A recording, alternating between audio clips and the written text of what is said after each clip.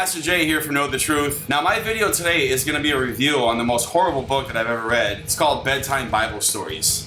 My atheist girlfriend here got this book in the mail the other day, and I am appalled. My first reaction was to burn this book, but I decided to give it a read because I like to have an open mind. And just so you guys don't think I'm being biased, I'm going to have my atheist girlfriend stand by while I give this video review. So the book starts off really great with the foreword. This man writes, "I'm very happy to write the foreword for Bedtime Bible Stories because I think everyone should read the Bible. When my daughter was young, I gave her the Bible and told her to read it, which she did because I feel it's important, nay imperative, for people to know blah blah blah. David Silverman, you're a great Christian, and I really appreciate you." Hey, just let you know, he's an atheist. What? David Silverman, how dare you shove your hot and explosive religion down the throats of my people? On page 8 of this book, you talk about in the beginning man created gods. There's even a nice pretty picture of a woman crying, and you quote, "I'm so tired of being persecuted, these homos won't allow me to force my 2,000-year-old religion on them." That's right. It's our duty as Christians to force our religion on other people so that they won't go to hell. Kind of like this one right here. Now, that's fine, you can go ahead and keep ignoring me, Rachel. It's probably some other guy anyway. And how dare you draw a picture of my God with his testicles hanging out of his pants. On page 10, you say, "Religion is not the only reason why there is so much division, hatred, and violence in the world, but it is the major one." Now, how can we be the reason that there's so much hate when our religion is a religion of peace and love? Sure, our methods are violent, but it's for your own good. And you've also mentioned on page 10, you can't herd a flock of sheep once they've discovered a way out of the field. False. I allow certain members of my church to go out and get jobs, shop for food, and I even have a church member whose sole purpose is to go out and shop for clothes for the rest of us. And they always come back. My sheep will never stray from the flock. And the last thing that you say on page 10 that kind of bothered me was, "In America, many evangelicals and other right-wing fundamentalists have also cherry-picked the Bible. They use verses to justify their bigotry and pass laws that subjugate homosexuals into second-class citizenry.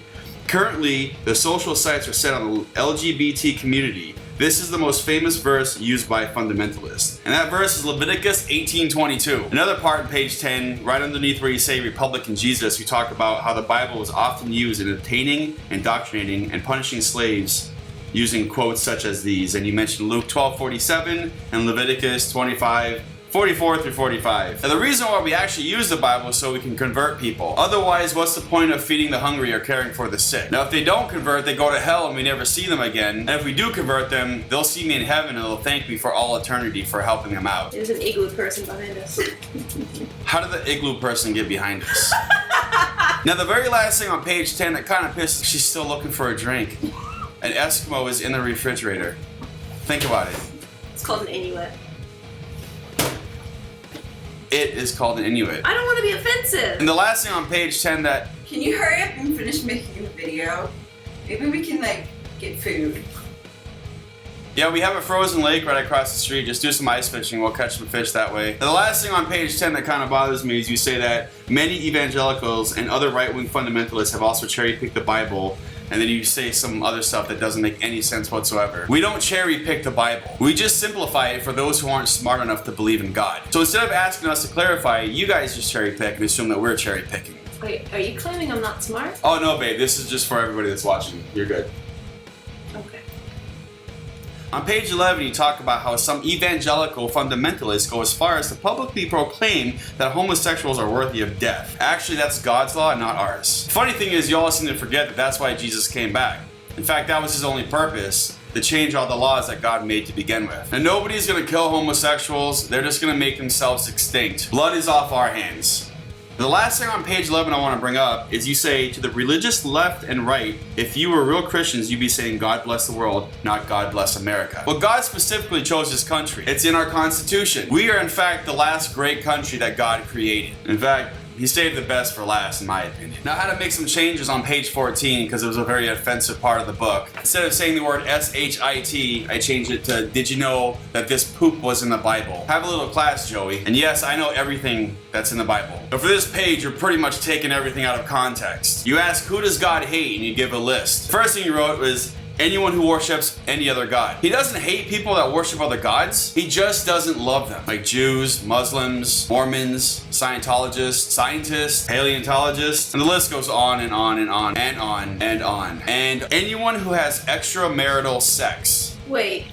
Anyone who tells fortunes or who is a witch. No one can tell fortunes unless you're a prophet of God, and the Bible is very clear on what to do with false prophets. Any woman who doesn't obey her father, husband, or other important male.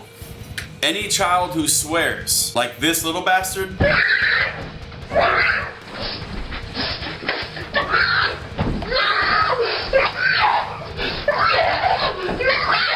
Would you want to deal with that too? Any unborn fetus of a so-called evil woman. No, actually every life is sacred. It's not his fault that his mother is the descendant of Eve. The reason why we have sin in this world to begin with. Do you know how dumb you sound? I could go on with this list, but I'm going to skip ahead. Now this image is clearly a misrepresentation. This man brought it upon himself. God doesn't waste his holy poop on just anybody. On page 16 he said, in God's view, the standard punishment for any of these transgressions is death. Swift and short. Now he meant a metaphorical death unless you took it out of context. Now always remember, if it sounds really bad to you, it's most likely metaphorical. That's a coincidence. Now you also ask what vile acts are okay. You say the rape of female war victims by soldiers. The woman actually gave themselves to the soldiers because they were harlots. Rape and murder by priests and judges. Only Catholic priests. Selling your daughters as slaves. They're not actually selling their daughters into slavery. They're giving their daughters away for on-the-job training for a career in wifeism. So fucking stupid. Another image taken out of context. These dead people actually were enemies of God. So since God's okay with murder, it's okay to murder. Well, you're kind of still taking it out of context. And it's also in the Old Testament, so it doesn't really apply. And then Jesus came, and then there's a lot of other things we haven't. So essentially, yes. On page 21, you say, according to the Bible, Jesus had a great empathy and concern for children, although his disciples were somewhat dubious about his compassion for them. But the God of the Bible shows little mercy for children, born or unborn babies, youngsters or adolescents, no matter how innocent they may be. You're wrong on this as well, sir. There is no way that God could say one thing and Jesus say another thing. They're the same people. With that logic, it's very clear that the babies were agents of Satan. Or, according to my theory, the babies were actually a separate race of aliens that invaded this planet by way of teleportation from planet X. That is the dumbest thing you have ever said. Oh, he said way more stupid things than that. Well, I still have a lot more to go in this book, so it's gonna get dumber. I'm not talking about the book. Planet X is real. Look it up. No, it's not. Planet X was created by Satan. Where's your evidence? The Bible. Anyway, Earth was created by the most holy on high. God had to protect his people. The killings were justified. This description is accurate. Just remember that the babies were aliens that were created by Lucifer, and it won't be as bad. Do you not see how offensive this is? Do you not see how offensive this book is to me? That's not equivalent. Cherry picking again. Now, on page 24, you say, I guess when Bill Cosby joked, I brought you into this world and I can take you out of it, he didn't realize that God wasn't joking at all. It's funny how you included Bill Cosby in a part of the book where you're defending children. On page 26, you have the two she-bears eating the 42 kids because they were making fun of Elijah. Now here's the real story in case you guys have never heard of it. They were not kids. They were young adults and they were part of a gang. It started with them making fun of the bald head, but it was starting to slowly turn into an all-out gang war. Elijah could have been killed. Did God order those bears? Well, Elijah prayed to God, and so it's assumed that God ordered the bears to kill all the children because Elijah's a prophet of God. You just said they weren't children. Moving on. Page 28 through 31 are too graphic to put in this video, but I do want to say it's about sex, and just remember, you should never ever have sex, ever. It's not good for you. You don't practice what you preach. And make sure when I edit this video, I cut that part out, okay? Oh. That's hot. On page 36, you talk about Noah's Ark. I've hinted at this before, and I'm probably going to cover it again. But here's my take on page 36. I mentioned that Planet X was created by Lucifer at some point in time. We've already talked about this. Quiet. What I didn't mention is that Lucifer also created Mars. Somehow, Lucifer tricked the Lord into thinking that Mars was actually the Earth. So when God created human beings, he accidentally placed them on Mars. It wasn't until God came back from creation that he realized what Lucifer had actually done. By then, it was too late. Aliens had already interbred with humanity, and the entire world, minus Noah's family, was godless. Now, God could have just magically placed humans on planet Earth where he belonged, but he needed to set an example. God told Noah that he needed to create a spaceship to escape the flood. So Martian leader Noah escaped on this ark with some plants and animals, and he came to Earth and he colonized Earth. Now you might be asking, why do they keep finding different arks on different parts of the planet? They haven't found any arcs. It's simple, really. There are actually many arks. One for human Martians, one for animal Martians, and one for food and other experiments. Unfortunately, that spaceship had issues. A lab exploded. The experiments mixed with the food, and that's why we have GMOs today. Humanity's biggest blunder by far. You don't have evidence for anything you just said. That's because the Catholic Church stores all the evidence in secret vaults in the underground catacombs in the Vatican. But I have all the evidence I need right in here. So everything you said about Noah's Ark, while true, is totally taken out of context. God was justified in wiping out the aliens of Satan. We're trying to make a video here. Can you blow your nose somewhere else? And why the fuck are you wearing that? It's cold. Do you really need an Eskimo coat? It's my sleeping bag coat. You're making my video look silly. And you talk about the 10 commandments on page 41, and you decided to make your own commandments. Are you sure you're not a Christian? Because all these commandments that you made up make total sense. I'll give you some examples. Thou shalt have no other gods before me, except Ronald Reagan and money. Thou shalt not make any graven images unless thou art writing a children's book about the Bible. Thou shalt not use the Lord's name in vain, but if you do, try to catch yourself. For example, God damn it, why are you so awesome? Thou shalt keep the Sabbath holy and own all the Beatles music you can afford. You know, on second thought, I don't like any of these commandments. I find them despicable and offensive. I like them. Yeah, you also like One Direction. On page 44, you defend Nate Phelps. Now, he's a beautiful man, but he's been tempted by Satan. Now, the Westboro Baptist Church is the only church in existence, besides mine, that's actually following the scripture to the T. He's an apostate, Joey. He will actually switch sides on a dime, it seems. You sure you want him on your team? I also notice on page 45 that you have John Gleason's name carved into a tree. I've talked to this man, and he's also created a war against my church. As a result of this war that he declared on me, I have carved his name into several truck stop bathrooms along Interstate 93. What were you doing in truck stop bathrooms? I had business. You know those business trips I took a couple weekends ago out in town for the weekend when I had to go away all week. Anyway, ask John why he's changed his number so many times. And also where you put God hates figs. I'm sorry, Fig Tree, you don't disobey Jesus. On page 49 you say, would you work hard to capture and deprogram one of your loved ones if he or she got involved in a cult? Would you help a friend who was throwing money at a religious con man promising life in heaven in return for your life savings? See, this is my biggest problem with you people. Because of concerned family members and people like yourself, I'm constantly having to pick up everything and relocate my church. In fact, I'm seriously considering relocating to South America soon. Isn't that what Jim Jones did?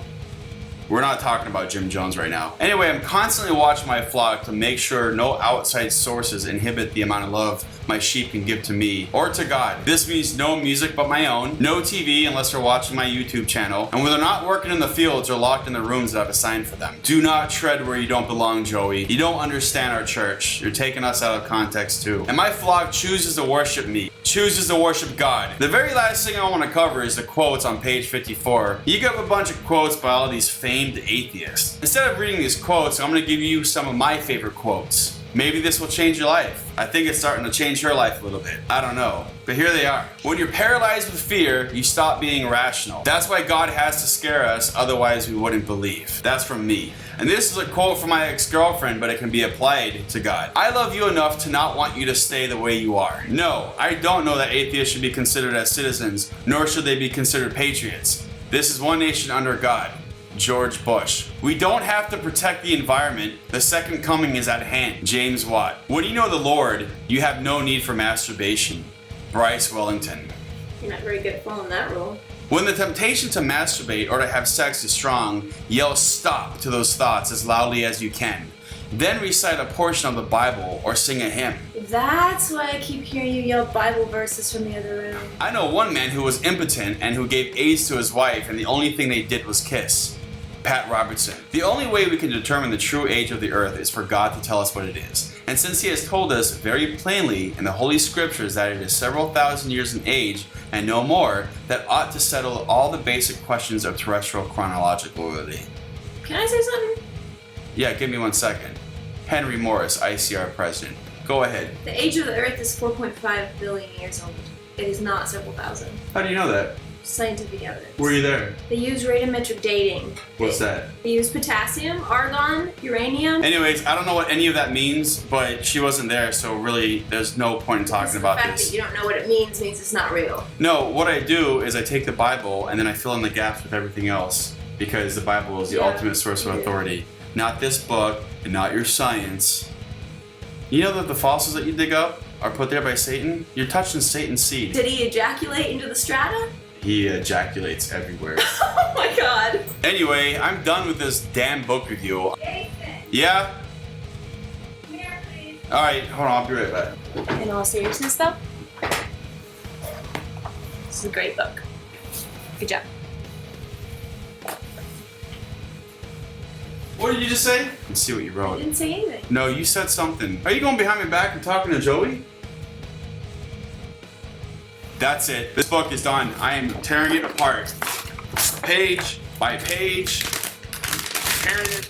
This is what happens. We talk to my woman behind my back. See what you made me do, atheist? All done. Done. What did I say about you calling me a woman? I'm a human being. Human being, I'm still angry. All this hard work they put in this book. We're gonna have a bonfire tonight, and I'm gonna buy more of these books, and I'm out. Don't be apologizing. And look, all of my viewers, what I want you to do is go out and buy this book. Don't steal it, because that goes against God. Buy this book, take it home, tear it apart, and burn it as well. This is blasphemy, this is horrible, and no good Christian should ever see this book ever again. I just lost my freaking mind over this book. What do you... Oh yeah, thanks. I'm gonna tear up some more of this book. Where are you going? This is horrible. Oh, high five George Carlin, Jesus. Gone, gone. The Ten Commandments, gone. All horrible. God hates figs. You're damn right God hates figs. Some of my best friends are black. Really? The second coming, you put that in quotes. Dirty, skunk, filthy, horrible. My whole destination face you by night's morning.